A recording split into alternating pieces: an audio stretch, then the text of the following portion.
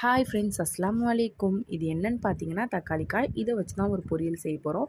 எப்படி செய்யலான்னு பார்க்கலாமா? வாங்க வீடியோக்குள்ளே போகலாம். அதுக்கு 1/4 கிலோ அளவுக்கு தக்காளி காயை நான் இந்த மாதிரி கட் பண்ணி எடுத்துக்கிட்டேன்.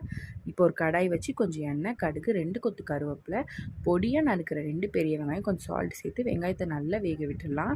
இப்போ வெங்காயம் வெந்தோடனே கட் பண்ணி வச்சுருக்க தக்காளி காயை சேர்த்து நல்லா பரட்டிட்டு, அது கூடவே கட் பண்ணி வச்சுருக்க 2 பச்சை மிளகாய் லைட்டாக தண்ணி தெளித்து ஒரு மூடி போட்டு சிம்லேயே வச்சு வேக விட்டுலாம். இப்போ சைடில் ஒரு பேஸ்ட் ரெடி பண்ணிக்கலாம். அதுக்கு 3 பத்த தேங்காய், 3 காஞ்ச மிளகாய், 2 பல் பூண்டு, ஒரு 1/2 ஸ்பூன் அளவுக்கு ஜீரகம், 1/2 ஸ்பூன் அளவுக்கு மஞ்சத்தூள் சேர்த்து கொரகொரப்பாக இந்த மாதிரி அரைச்சி எடுத்துக்கோங்க.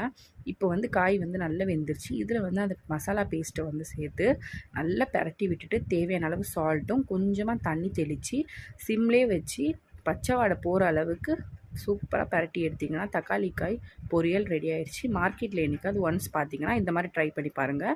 For more easy recipes follow me Ron Aisha vlog. Thanks for வாட்சிங்.